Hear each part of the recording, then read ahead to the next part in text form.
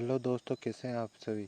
मुझे पूरी उम्मीद है कि आप सभी भले चंगे होंगे। जैसा कि आप जानते हैं, मेरा नाम है महेंद्र और आज का ये वीडियो आप सभी के लिए बहुत महत्वपूर्ण होने वाला है, क्योंकि आज की इस वीडियो हम एनसीईआरटी क्लास 10 का चैप्टर नंबर 4 पढ़ने वाले हैं, जिसका नाम है कार्बन एवं उसके यौगिक।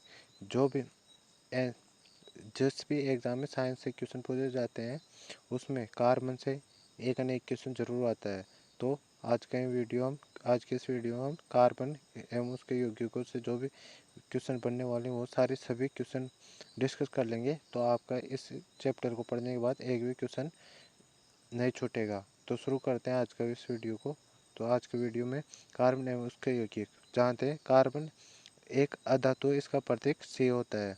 ठीक है फ्रेंड्स। इसके बाद नेक्स्ट पॉइंट है सर्वतोमुखी तत्व कार्बन भूप्रति में खनिजों के रूप में 0.02% तथा वायुमंडल में कार्बन डाइऑक्साइड के रूप में 0.03% उपस्थित है। मतलब कार्बन एक ऐसा तत्व है जो खनिजों के रूप में तो 0.02% और वायुमंडल में कार्बन डाइऑक्साइड गैस के रूप में 0.03% उपस्थित है। सभी सजीवों, पौधों और जंतुओं का शरीर कार्बन एवं उसके यौगिकों का बना होता है। यह पॉइंट भी आपको ध्यान रखना है। इसके बाद कार्बन में सहसंयोजी बंध। कार्बन की परमाणु संख्या 6 होती है और इसका इलेक्ट्रॉनिक विन्यास क्या के और एल कक्षाओं में होता है। के कक्षा में 2 इलेक्ट्रॉन रहते हैं और एल कक्षा में 4 इलेक्ट्रॉन इसके रहते हैं। तो इसके आगे देख लेते हैं कार्बन इसके आगे देख लेते हैं इसके पॉइंट। कार्बन एक उत्कृष्ट गैस विन्यास कैसे प्राप्त करता है। तो कार्बन चतुस्संयोजी है। कार्बन न तो 4 इलेक्ट्रॉन खोकर न ही 4 इलेक्ट्रॉन प्राप्त कर आयनिक आबंध बनाता है। मतलब कार्बन न तो 4 इलेक्ट्रॉन खोकर और न ही 4 इलेक्ट्रॉन प्राप्त कर आयनिक आबंध बनाता। मतलब ये ऋण आयन भी नहीं बनाता और धन आयन भी नहीं बनाता। 4 अतिरिक्त इलेक्ट्रॉनों को धारण करना कार्बन के लिए अत्यंत कठिन है। कार्बन द्वारा 4 इलेक्ट्रॉन खोने के लिए अत्यधिक ऊर्जा की आवश्यकता होगी। इसलिए कार्बन अपने अन्य परमाणुओं अथवा अन्य तत्वों के परमाणुओं के साथ के इलेक्ट्रॉनों के साथ साझेदारी करके आबंध बनाता है। यह न ही इलेक्ट्रॉनों को ग्रहण करता है और न ही त्यागता है। यह सिर्फ साझेदारी करके आबंध बनाता है इसके 4 इलेक्ट्रॉनों का। इसके बाद नेक्स्ट पॉइंट है एक ही प्रकार या विभिन्न प्रकार के परमाणुओं के इलेक्ट्रॉनों की साझेदारी से बने आबंध को सहसंयोजी आबंध कहते हैं। जिसमें एक ही प्रकार के परमाणुओं के मध्य आबंध बनता है उसे सहसंयोजी आबंध कहा जाता है। ये इसके बाद नेक्स्ट पॉइंट है कार्बन के अतिरिक्त के परमाणु hydrogen, oxygen, nitrogen, fluorine, chlorine भी इलेक्ट्रॉनिक साझेदारी से आबंध बनाते हैं। इसके बाद देख लेते हैं H2 हाइड्रोजन होता है। तो हाइड्रोजन कैसे मतलब अपना साझेदारी करके इलेक्ट्रॉन ने अपन अपना एल कक्षा का वो एल कक्षा को पूर्ण करते हैं। क्योंकि इसके एक ही इलेक्ट्रॉन रहता है, इसलिए यह अपने कक्षा को पूर्ण करने के लिए दूसरे हाइड्रोजन परमाणु से दूसरे साझेदारी करके अपना कक्षा पूर्ण करता है। इसलिए यह हाइड्रोजन करके अपना इसमें यहाँ हाइड्रोजन अपना संकरण करके यहाँ आपस में H2 अणु बना लेते हैं और अपने कक्षों को पूर्ण कर लेते हैं। और इस एक ही परमाणु के मध्य बना बंध क्या कहलाता है, सहसंयोजी आबंध। यहाँ अपने को ध्यान रखना हाइड्रोजन परमाणु के बीच आबंध ये पर। अब वैसे ऑक्सीजन को देख लेते हैं। अब ऑक्सीजन के बातम कॉक्स में कितने 6 परमाणु रहते हैं। तो यहाँ भी इसको भी 2 इलेक्ट्रॉनों की जरूरत रहती है अपने बातम कॉक्स बनने के लिए। तो यहाँ भी 2 ऑक्सीजन परमाणु अपने दो इलेक्ट्रॉनों का अपन साझा कर लेते हैं और अपने बातम कॉक्स को पूर्ण कर लेते हैं। जब इसको जरूरत पड़ती है तो यह दो को उपयोग कर लेता है, जब इसको जरूरत पड़ती है तो यह 2 का उपयोग कर लेता है और अपने बातम कॉक्स को पूर्ण कर लेता है और O2 परमाणु बना लेता है, अणु बना लेता है। मतलब परमाणु रहता है जो। अब इसके बाद N2 के बातम कॉक्स में 7 के इलेक्ट्रॉन। N2 की बात हम कॉक्स में कितने रहते हैं, 5 इलेक्ट्रॉन रहते हैं। तो इसको 3 की जरूरत पड़ती है। तो यह 2 परमाणु अपने 3 इलेक्ट्रॉनों का साझाकरण करके अपने बातम कॉक्स को पूर्ण कर लेते हैं। अब नाइट्रोजन परमाणु के बीच त्रिआबंध बनता है और ऑक्सीजन के बाद द्विआबंध और नाइट्रोजन के त्रिआबंध बनता है, ऑक्सीजन के द्विआबंध और हाइड्रोजन के सिग्मा बंध बनता है, मतलब एक कलाबंध बनता है। इसके बाद है जल के अणु में ऑक्सीजन और 2 हाइड्रोजन परमाणु में एक कलाबंध मतलब H2O। जल का अणु रहता है उसमें हाइड्रोजन और ऑक्सीजन रहता है, उसमें ऑक्सीजन के साथ 2 हाइड्रोजन परमाणु जुड़ता है तो यह H2O का विन्यास हो जाता है। मतलब एक एक इसको दो ऑक्सीजन को 2 इलेक्ट्रॉन जरूरत रहते हैं तो 2 हाइड्रोजन जुड़ के इनको एक कलाबंद बना लेते हैं और ये एक एक इलेक्ट्रॉन्स को दे देते हैं। तो हाइड्रोजन के भी बाद अंकों पूर्ण हो जाता है और ऑक्सीजन का बाद अंकों पूर्ण हो जाता है। इसके बाद है सहसंयोजी यौगिकों के भौतिक गुण। सहसंयोजी यौगिकों के भौतिक गुण क्या होते हैं? सहसंयोजी यौगिकों के गलनांक एवं उतना कम होते हैं क्योंकि इनके बीच अंतरा अणुक बल बहुत कम होता है। इसके बाद नेक्स्ट पॉइंट है सहसंयोजी यौगिक विद्युत के कुछ चालक होते हैं क्योंकि इलेक्ट्रॉनों के बीच कोई आवेशित कण नहीं होता है। इसके बाद है कार्बन की सर्वतोमुखी प्रकृति। कार्बन की सर्वतोमुखी प्रकृति क्या होती है? इसका फर्स्ट पॉइंट है श्रृंखलन। कार्बन परमाणुओं के बीच सहसंयोजी बनाकर लंबी श्रृंखला साकित श्रृंखला वाले संरचना वाले भौतिकों का निर्माण करता है। कार्बन के परमाणु एक दूसरे से एकल द्वि या त्रिआबंध द्वारा जुड़े हो सकते हैं। इसके बाद नेक्स्ट पॉइंट है चतुस्संयोजकता। कार्बन परमाणु संयोजकता 4 है जिसके कारण कार्बन अन्य 4 परमाणु एक संयोजी परमाणु H या Cl ऑक्सीजन नाइट्रोजन और सल्फर के साथ आबंध बना सकता है। इसके बाद नेक्स्ट पॉइंट देख लेते हैं संतृप्त और असंतृप्त कार्बनिक यौगिक। तो अब देखते हैं संतृप्त और असंतृप्त कार्बनिक यौगिक कौन से होते हैं और क्या होते हैं। कार्बन और हाइड्रोजन यौगिकों को हाइड्रोजन कहते हैं। कार्बन और हाइड्रोजन के यौगिकों को हाइड्रोजन कहते हैं। हाइड्रोजन हाइड्रोकार्बन यौगिक कहते हैं ठीक है। तो हाइड्रोकार्बन क्या होते हैं? हाइड्रोकार्बन संतृप्त और असंतृप्त 2 तरह के होते हैं। अब इसमें संतृप्त देख लेते हैं। संतृप्त कौन से होते हैं? कार्बन परमाणु के बीच एक कलाबंध होता है वो संतृप्त होते हैं। जैसे उदाहरण देख लेते हैं एल्केन। सामान्य सूत्र एल्केन का क्या रहता है? दोस्तों यह सूत्र बहुत इंपॉर्टेंट है। इन सूत्रों से भी ग्रुप डी में हर शिफ्ट में एग्जाम पूछा जा रहा है। मतलब कार्बन परमाणु संतृप्त यौगिक है उनमें यह एल्केन का सूत्र है। ये क्या होता है? CnH2n+2 रहता है, ये एल्केन का सूत्र है। इसके बाद असंतृप्त कार्बन परमाणु के बीच द्वि या त्रिआबंध रहता हुआ असंतृप्त परमाणु कहलाते हैं। तो जिनके बीच में द्विआबंध रहता है वो एल्केन कहलाता है और एल्केन का फॉर्मूला क्या रहता है? CnH2n। यह फॉर्मूला रहता है एल्केन का। और एल्काइन का फॉर्मूला क्या होता है? यहाँ पे मतलब एल्काइन का फॉर्मूला CnH2n-2। इसमें एल्केन और एल्काइन में ये अंतर है, इसमें प्लस, इसमें माइनस है और इसमें प्लस है और इसमें कुछ भी नहीं है। मतलब CnH2n है सीधा 2 प्लस में या माइनस में नहीं है। इसके बाद अब नेक्स्ट देख लेते हैं इलेक्ट्रॉन की बिंदु संरचना। इसके बाद है संतृप्त हाइड्रोकार्बन एथेन C2H6 होता है। एथेन का फॉर्मूला क्या होता है? C2H6। अब संतृप्त हाइड्रोकार्बन के नाम में आणविक सूत्र तथा संरचना सूत्र। यह एल एथेन का डायग्राम रहता है। अगर इसका अपन डायग्राम बनाते हैं आबंधों का मतलब अब फॉर्मूला देखते हैं। हाइड्रोकार्बन नाम आणविक सूत्र और संरचना क्या रहती है? दोस्तों संरचना से भी क्वेश्चन पूछ लेता है, फॉर्मूले से क्वेश्चन पूछ लेता है कि इसका फॉर्मूला क्या है। तो ये क्वेश्चन बहुत इंपॉर्टेंट है और आपको ध्यान रखने हैं। अब मीथेन का फॉर्मूला क्या होता है? CH4 रहता है और इसका डायग्राम रहता है सी के चारों तरफ 4 हाइड्रोजन। अब इथेन है, इथेन का फॉर्मूला रहता है C2H6। C2H6 यहाँ फॉर्मूला रहता है और इसका डायग्राम रहता है दो कार्बन के बीच में एक कलाबंध। यह संतृप्त हाइड्रोकार्बन का वो है, मतलब संतृप्त हाइड्रोकार्बन के नाम है ये, है ना। तो इथेन का क्या हो गया? C2H6 यहाँ फॉर्मूला हो गया और ये इसकी संरचना सूत्र है। इसके बाद थर्ड आता है प्रोपेन। प्रोपेन का फॉर्मूला रहता है C3H8 मतलब CnH2n+2 रहता है ना। उसमें से अब देखो n यहाँ पे 3 है और यहाँ पे H2n+2 रहता है। तो 3 दूनी 6 प्लस 8 हो गया। ये 3 हो गया, यहाँ पे 3 आ गया तो 3 दूनी 6 प्लस 2 कितना हो गया? 8। तो यहाँ पे n का मान रखता जाना है और अपना फॉर्मूला बना जाता है। पहले मीथेन आएगा, फिर इथेन, प्रोपेन, ब्यूटेन, फिर पेंटेन, फिर पेंटेन दे रखा है यहाँ पे।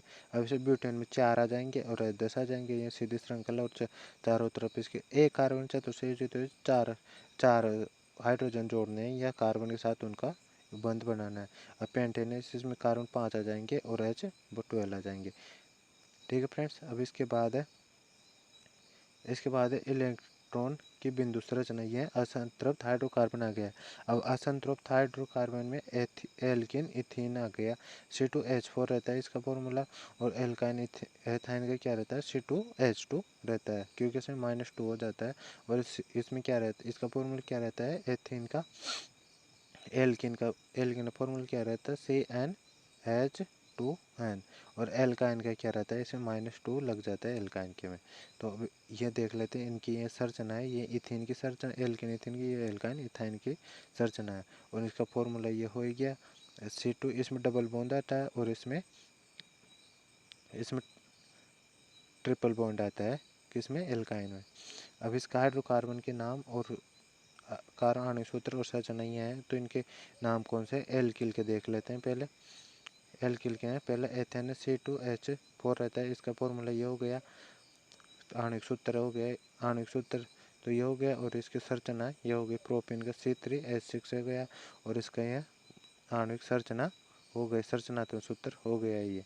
इसके बाद है ब्यूटीन C4H8। तो इसमें एक डबल बॉन्ड आ जाता है और बाकी में सिंगल बॉन्ड रहता है, और यहाँ भी इसका फॉर्मूला हो जाता है। इसके बाद अब एल्काइन के उनके नाम आ गए हैं, कार्बनों के, हाइड्रोकार्बनों के नाम आ गए हैं। तो इसका फर्स्ट एथाइन रहता है, इसका एथाइन का फॉर्मूला रहता है C2H2। और इसके संरचना ये आ गई, C के साथ एक H और C के साथ एक H, मतलब बीच में यह ट्रिपल बॉन्ड का साइन है, ये ट्रिपल बॉन्ड का साइन है। ठीक है फ्रेंड। अब इसके बाद है प्रोपाइन C3H4 हो गया। तो यहाँ एक कार्बन के साथ एक H और यहाँ पर 3 ट्रिपल बॉन्ड है, तो इसके कार्बन चतुर्थक जो पूरी हो गई, वैसे इसके बीच और एक वो आ जाएगा। ठीक है। अब वैसे ब्यूटान रहता है C4H6, यहाँ इसका फॉर्मूला हो जाएगा। अब इसके संरचना के आधार पर हाइड्रोकार्बन, अब सीधे श्रृंखला वाले को क्या बोलते हैं, अगर उसमें 1 2 3 4 4 5 दे रखे, ये 5 रहता है, 5 का मतलब पेंटेन रहता है। और इसमें अब देखो ये रहे C3H8 है। तो इसके आधार पर इस 3 का मतलब, एक को क्या बोलते हैं, दो को मेथेन, 2 को एथेन, 3 को प्रोपेन, 4 को ब्यूटेन, 5 को पेंटेन। तो अब इसमें 3 कार्बन है, तो इसको क्या बोलेंगे, प्रोपेन। इसको क्या बोलेंगे, प्रोपेन। ऊपर फर्स्ट वाला संतृप्त हाइड्रोकार्बन का यह सूत्र है। अब इसकी साकी श्रृंखला देख लेते हैं। इस साकी श्रृंखला है, इसमें 5 कार्ड होगा, तो इसको पेंटेन की संरचना हो गई है। इसमें 5 वह कार्बन, तो ये पेंटेन है। अब पेंटेन का संरचनात्मक सूत्र देख लेते हैं। सीधी श्रृंखला है, यह चक्रीय श्रृंखला आइसोब्यूटेन ऐसे है, ये संरचना है इनकी। अब उपरोक्त तीन उदाहरणों आणविक सूत्र समान है, लेकिन भिन्न संरचना वाले यौगिक को संरचनात्मक समूह कहते हैं। अब वरीयता के आधार पर यह वरीयता की श्रेणी है। अब यह संतृप्त है, जिसमें सिंगल बॉन्ड रहता है वो संतृप्त, और जिसमें डबल या ट्रिपल बॉन्ड रहता है वह असंतृप्त हाइड्रोकार्बन रहता है। तो यह तो संतृप्त है, हेक्सेन। और यह बेंजीन है, यह बेंजीन क्या रहा है, असंतृप्त का एग्जाम्पल है बेंजीन। अब प्रकार्यात्मक समूह क्या रहता है, हाइड्रोकार्बन श्रृंखला में यह तत्व एक या अधिक हाइड्रोजन को एक प्रकार प्रतिस्थापित करते हैं, कार्बन की संयोजकता संतुष्ट रहती है, ऐसे तत्वों को विषम परमाणु कहते हैं। इसके बाद नेक्स्ट पॉइंट है, यह विषम परमाणु या विभिन्न परमाणुओं का समूह जो कार्बन यौगिकों को अभिक्रियाशील तथा विशिष्ट गुण प्रदान करते हैं, प्रक्रियात्मक समूह कहलाते हैं। अब विषम परमाणु और प्रक्रियात्मक समूह और प्रक्रियात्मक समूह का सूत्र देख लेते हैं। अब Cl और क्लोरीन और ब्रोमीन और ऑक्सीजन, ये है विषम परमाणु। अब इसका प्रक्रिया क्या है, हेलो। Cl को बोलते हैं क्लोरो, और Br को बोलते हैं ब्रोमो। अब इससे क्या बोलते हैं, Cl क्लोरो और I को है आयोडीन हो गए, 3। तो एल्कोहल का प्रकार समूह क्या जुड़ेगा, अगर कोई संरचना है जैसे व्यंजन सर्जन रहते, उसके ऊपर अगर OH जुड़ गए तो वह एल्कोहल की संरचना होगी, वह ये एल्कोहल। एल्डिहाइड का क्या रहता है, COH रहता है, ये डबल बॉन्ड के साथ जुड़ता है। और कीटोन का सूत्र ये रहता है C और O रहता है, यह कीटोन का साइन है, मतलब प्रकार समूह अभिक्रिया में जैसे किसी संरचना में इस प्रकार जुड़ता है। ये जुड़ा हुआ तो कीटोन है, एल्डिहाइड जुड़ा है मतलब COH जुड़ा हुआ है, CHO जुड़ा हुई है और OH जुड़ा है, मतलब वो है एल्कोहल है। अब कार्बोक्सिलिक अम्ल है एल्कीन समूह, कार्बोक्सिलिक अम्ल जुड़ेगा, इसका मतलब है सी के साथ O और डबल बॉन्ड O और एक OH ये जुड़ा हुआ, तो कार्बोक्सिलिक अम्ल जुड़ा हुआ। और एल्किल समूह में क्या रहता है, कार्बन डबल बॉन्ड के साथ दो कार्बन जुड़ जाते हैं एक्स्ट्रा में, और एल्काइन समूह रहता है ट्रिपल बॉन्ड के साथ दो कार्बन जुड़ जाते हैं। इसके बाद है समजातीय श्रेणी। समजातीय श्रेणी क्या है, यौगिकों की वह श्रृंखला जिसमें कार्बन श्रृंखला में स्तर हाइड्रोजन एक ही प्रकार के प्रकार्यात्मक समूह या द्वारा प्रतिस्थापित होता है। उदाहरण alcohol CH3 C2H5OH C3H7OH C4H9OH, यह समजातीय श्रेणी के एग्जाम्पल है। असमान समान सामान्य सूत्र, समजातीय श्रेणी के उत्तरोत्तर सदस्य CH2 का अंतर कार तथा 14 द्रव्यमान इकाई का अंतर होता है। और समान रासायनिक गुणधर्म तथा अणु द्रव्यमान बढ़ने से भौतिक गुणों में भिन्नता आती है। अब कार्बन यौगिकों की नाम पद्धति। कार्बन यौगिकों की नाम पद्धति क्या है, किस आधार पर उनका नाम करते हैं, तो यह है यौगिकों में कार्बन परमाणुओं की संख्या ज्ञात करो। सबसे पहले यह श्रृंखला दे रखी है, इसमें कार्बन परमाणु की संख्या देखने की कितने कार्बन है। उसके बाद है प्रकार्यात्मक समूह को पूर्व लगन या अनुलग्न के साथ दर्शाना है, मतलब पूर्व लगन देखना है और अनुलग्न देखना है कि किधर से पूर्व लगन और अनुलग्न है। तो हेलोजन देख ले, प्रकार्यात्मक समूह हेलोजन। अब इसमें हेलोजन जुड़ा हुआ है, मतलब क्या जुड़ा हुआ है, क्लोरीन जुड़ा हुआ है, यह हेलोजन समूह है। अब इसके पूर्व लगन और अनुलग्न देखना है, जिस तरफ से यह समूह जुड़ा रहता है ना, उसको उसकी तरफ से इनको नंबरिंग करनी है इनकी कि 1 2 3 ऐसे करना है, उधर से गिनती करनी है इनकी। तो इसका नाम क्या हो जाएगा, पूर्व लगन क्लोरो। पूर्व लगन क्या हो गया, क्लोरो, मतलब पहले लगाना है, इसके नाम के पहले लगाना है पूर्व लगन, और अनुलग्न यानी बाद में, ब्रोमो और आयोडो। तो इसका यहाँ हो जाएगा, तो क्लोरोप्रोपेन। 3 कार्बन है, 3 कार्बन मतलब प्रोपेन, और साथ में Cl जुड़ा हुआ है, तो क्लोरोप्रोपेन इसका नाम हो जाएगा। इसके बाद है एल्कोहल। अल्कोहल जुड़ा हुआ है, तो इसको अनुलग्न लगाना, मतलब पहले लगाना है, इसको अनुलग्न मतलब पीछे लगाना है। तो ओल आएगा इसमें पीछे, है ना। तो इसमें कितने हैं, 3 कार्बन, तो मतलब प्रोपे, और यो जुड़ा हुआ है OH, मतलब एल्कोहल जुड़ा है तो प्रोपे, इसका नाम हो जाए प्रोपेन, और लास्ट में ओल जोड़ना है तो प्रोपेनॉल हो जाएगा। एल्डिहाइड यह भी अनुलग्न, ये बाद में जुड़ेगा। तो इसमें कितने हैं, 3 कार्बन प्रोपेन, और ओ जुड़ा हुआ, मतलब अनुलग्न एल्डिहाइड है, तो इसका क्या क्या रहता है, अनुलग्न एल, तो प्रोपेनल हो जाएगा। अब इसके बाद है कीटोन। कीटोन का अनुलग्न क्या है, 1 ऑन है, इसका 1 है, मतलब ऑन है, तो इसका क्या हो जाएगा, 3 कार्बन, तो प्रोपेनॉन ऑन हो जाएगा इसका, ना ONE, इसका अनुलग्न ऑन है, मतलब पीछे जुड़ेगा इसका। ठीक है। अब कार्बोक्सिलिक अम्ल है, कार्बोक्सिलिक अनुलग्न क्या है, ओइक एसिड। तो इसमें क्या है, 3 प्रोपेनोइक अम्ल, मतलब एसिड को हिंदी में क्या बोलते हैं, अम्ल। तो इसका नाम क्या हो जाएगा, प्रोपेनोइक अम्ल। अब इसके बाद है एल्किल। एल्किल समूह है से, अब यहाँ जुड़ा हुआ होगा एल्किल समूह का, मतलब इसका अनुलग्न लगाना ईन, है ना। तो इसमें क्या है, तीन तीन कार्बन है, वही प्रोपेन हो जाएगा इसका नॉर्मल नाम, लेकिन ईन जोड़ना है लास्ट में, तो प्रोपीन हो जाएगा। वैसे तो प्रोपेन होता है इसका नाम, लेकिन प्रोपीन हो जाएगा। ठीक है। अब एल्काइन, इसका भी अनुलग्न क्या जोड़ना है, ईन। ईन लगाना है YNE, तो इसका ईन हो जाएगा। तो इसमें तीन कार्बन का मतलब और ट्रिपल बॉन्ड के साथ है, तो इसमें प्रोपेन और साथ में ईन जोड़ना है, तो प्रोपाइन ईन हो जाएगा। ठीक है। प्रोपेन होता है इसका, लेकिन प्रोपाइन हो जाएगा। ठीक है इसका नाम। अब उसके बाद है कार्बन यौगिकों के रासायनिक गुणधर्म क्या है, दहन।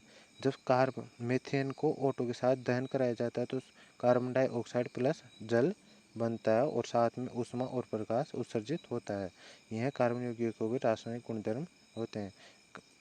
अब इसके बाद है कार्बन तथा उसके यौगिक ईंधन के रूप में इस्तेमाल किए जाते हैं, क्योंकि दहन पर प्रचुर मात्रा में ऊष्मा और प्रकाश मुक्त करते हैं। कार्बन और उसके यौगिकों को दहन के रूप में, ईंधन के रूप में प्रयोग किया जाता है, क्योंकि यह इनका दहन करने पर प्रचुर मात्रा में ऊष्मा और प्रकाश मुक्त करते हैं, इसलिए इनको ईंधन के रूप में प्रयोग किया जाता है। इसके बाद है संतृप्त हाइड्रोकार्बन वायु की उपस्थिति में जलने पर नीली स्वच्छ ज्वाला उत्पन्न करते हैं। इसके बाद नेक्स्ट पॉइंट है, संतृप्त हाइड्रोकार्बन दहन करने पर धुएं वाली पीली ज्वाला उत्पन्न करते हैं क्योंकि असंतृप्त हाइड्रोकार्बन में कार्बन का प्रतिशत मात्रा संतृप्त हाइड्रोकार्बन से अधिक होता है और वायु की उपस्थिति में कार्बन का पूर्णतः उपचयन नहीं हो पाता है। इसके बाद नेक्स्ट पॉइंट है ऑक्सीकरण। क्षारीय पोटेशियम परमैंगनेट या अम्लीय पोटेशियम डाइक्रोमेट की उपस्थिति में एल्कोहल कार्बोक्सिलिक अम्ल में परिवर्तित होते हैं। अब इसमें एथेनॉल है, ये एथेनॉइक एसिड में परिवर्तित हो जाएगा जब इसका क्षारीय केटो इनकी उपस्थिति अम्लीय और क्षारीय केमेनोफोर की उपस्थिति में जो दहन किया जाएगा। तो अब इसके बाद है संकलन अभिक्रिया। हाइड्रोजनीकरण अभिक्रिया है, इसके जब अभिक्रिया कराते हैं तो यह असंतृप्त हाइड्रोकार्बन अभिक्रिया तो यह संतृप्त हाइड्रोकार्बन में परिवर्तित हो जाता है। पैलेडियम या निकल जैसे उत्प्रेरक की उपस्थिति में असंतृप्त हाइड्रोकार्बन जोड़कर संतृप्त हाइड्रोकार्बन बनाते हैं। यह संतृप्त हाइड्रोकार्बन बनाने की विधि है। अब इसके बाद वनस्पति तेलों से घी बनाने का निर्माण इसी विधि द्वारा किया जाता है। वनस्पति तेलों से घी संकलन अभिक्रिया द्वारा ही वनस्पति तेलों से कृत्रिम घी वनस्पति तेलों से वनस्पति घी बनाने को विधि का प्रयोग इसी मतलब संकलन अभिक्रिया द्वारा ही बनता है। ये ठीक है फ्रेंड्स, ये आपको ध्यान रखना है, ये भी मोस्ट इंपॉर्टेंट क्वेश्चन है। प्रतिस्थापन अभिक्रिया। प्रतिस्थापन अभिक्रिया क्या रहती है, जब मीथेन की क्लोराइड के साथ अभिक्रिया कराते हैं तो क्या है, यह ए क्लोराइड इसके साथ Cl2 में सड़ जाता है और यह मीथेन के साथ जुड़ जाता है और यहाँ से एक चढ़ जाता है और यह क्या बोलता है, यह Cl बन जाता है और ये क्या बोलता है HCl बन जाता है। कुछ महत्वपूर्ण कार्य योग्य एथेनॉल और एथेनोइक अम्ल। एथेनॉल के भौतिक गुणधर्म रंगीन। एथेनॉल भौतिक गुणधर्म क्या होता है, यह रंगीन और जलने वाला होता है, जलने वाला स्वाद का होता है। यह जल में घुलनशील रहता है एथेनॉल और वाष्पशील द्रव जिनका क्वथनांक 351 केल्विन रहता है इसका और उदासीन प्रकृति रहती है इसकी। इसके बाद रासायनिक गुणधर्म। सोडियम के साथ अभिक्रिया। सोडियम के साथ अभिक्रिया क्या होती है, जब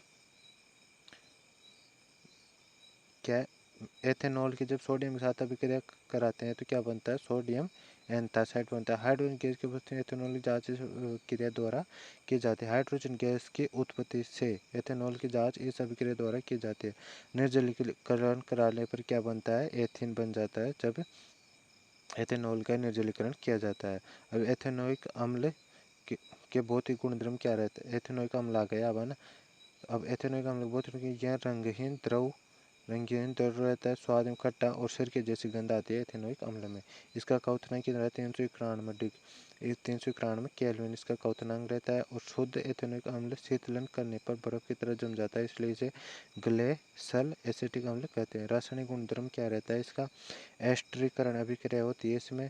जब एथेनोइक अम्ल की एथेनॉल के साथ अभिक्रिया कराते हैं तो एस्टर बनता है। अब मीठे फलों जैसे गंध वाले एस्टर का निर्माण होता है। साबुनीकरण अभिक्रिया। साबुनीकरण अभिक्रिया में एथेनोइक अम्ल की जब सोडियम हाइड्रोक्साइड साथ अभिक्रिया होकर यह बन जाता है। इस विधि साबुन तैयार किया जाता है। यह साबुन बनाने की विधि की अभिक्रिया। क्षार के साथ अभिक्रिया साबुनीकरण। यह अभिक्रिया होती है क्षार के साथ, जब अभिक्रिया सोडियम एसीटेट बन जाता है इस अभिक्रिया द्वारा। इसके बाद कार्बोनेट तथा हाइड्रोजन कार्बोनेट से अभिक्रिया। सोडियम एसिड साबुन और अपमार्जक। साबुन लंबी श्रृंखला वाले कार्बोक्सिलिक अम्लों के सोडियम पोटेशियम लवण होते हैं। एग्जाम्पल के तौर पर देख लेते हैं। यह साबुन का फॉर्मूला है C17H35 COO पॉजिटिव। यह साबुन का फॉर्मूला रहता है। साबुन केवल मृदु जल में सफाई क्या करते हैं, साबुन ये दोस्तों आपको ध्यान रखना है कि साबुन सिर्फ मृदु जल में सफाई करते हैं, यह कठोर जल में सफाई नहीं करते हैं। साबुन केवल मृदु जल में सफाई करते हैं, यह पॉइंट बहुत इंपॉर्टेंट है। अब मार्जक लंबी श्रृंखला वाले कार्बोक्सिलिक अम्लों के अमोनियम या सल्फोनेट लवण होते हैं। अपमार्जक कठोर एवं मृदु जल में सफाई करते हैं, जिसको वॉशिंग पाउडर बोलते हैं। वह अपमार्जक होते हैं, वो कठोर और मृदु जल दोनों में सफाई करते हैं। अब साबुन के अणु। साबुन के दो अणु रहते हैं जिसको बोलते हैं जलरागी सिरा और जलविरागी सिरा। जलरागी सिरा वह रहता है जो जल के अंदर डूबा रहता है, वह आयनिक बाहर रहता है। जलविरागी सिरा वो रहता है जो उसके जल के बाहर रहता है, वह सिरा विरागी सिरा रहता है। अब यह जल रागी सिरा है जो मोटा वाला है, और यह जल विरागी सिरा ये पूंछ वाली। अब साबुन अणु की संरचना, साबुन अणु की संरचना क्या रहती है? साबुन की सफाई प्रक्रिया मेल तैलीय होते हैं। जल विरागी सिरा तेल में घुल जाता है और जल रागी सिरा सिरा के चारों तरफ पानी से घिर जाता है। इससे मिश्रली संरचना बन जाती है। यह साबुन के अणु की संरचना है। जो मतलब तेल की बूंदे रहते, जल विरागी सिरा रहता है वो तेल में घुल जाता है, और जो जल रागी सिरा रहता है वो जल में घुल जाता है। और जो तेल की बूंद रहे तेल ही मेल, क्योंकि मेल तेल ही रहता है, तो वह तेल के चारों तरफ इस तरह की स्ट्रक्चर बनाकर मेल को साफ करने में यूज होते हैं। साबुन का मिश्रण मेल को पानी में घुलाने में मदद करता है और कपड़े साफ हो जाते हैं।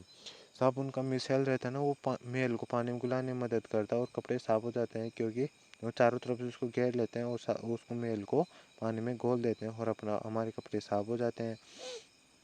तो साबुन कठोर जल में उपस्थित मैग्नीशियम तथा कैल्शियम लवण के साथ अभिक्रिया करके अघुलनशील पदार्थ स्कम बनाता है। यह स्कम सफाई प्रक्रिया में बाधा डालता है। अब मार्जर का उपयोग करके कठोर जल में सफाई प्रक्रिया प्रभावशाली कठोर नल में उपस्थित मैग्नीशियम तथा कैल्शियम आयनों के साथ अघुलनशील स्कम नहीं बनाता है। तो दोस्तों, ये था आज का वीडियो, आज का चैप्टर नंबर 4 का। तो दोस्तों, ये था आज का वीडियो चैप्टर नंबर 4 कार्बन एवं उसके की। आई होप आपको वीडियो पसंद आई होगी और आपके सारे कॉन्सेप्ट क्लियर हो गए होंगे। आपको इस चैप्टर का PDF चाहिए तो आप डिस्क्रिप्शन में लिंक है टेलीग्राम चैनल का, आप उस पर जुड़ जाना। उस पर आपको इस चैप्टर की PDF मिल जाएगी। और आपको वीडियो पसंद आई हो तो वीडियो को लाइक करना, और चैनल पर पहली बार आए तो चैनल को सब्सक्राइब कर बेल आइकन प्रेस कर लेना, ताकि मैं तब भी वीडियो अपलोड करूँ नेक्स्ट चैप्टर की आपको नोटिफिकेशन मिल सके और आप वीडियो को सबसे पहले देख सके। मैंने और इससे पहले के चैप्टर की वीडियो यूट्यूब चैनल साइंस जी के एंड GS चैनल पर यूट्यूब चैनल पर डाल रखी है। अगर आप उनको देखना चाहो तो देख सकते हो। आपको इन चैप्टरों की वीडियो आपको उस चैनल पर मिल जाएगी।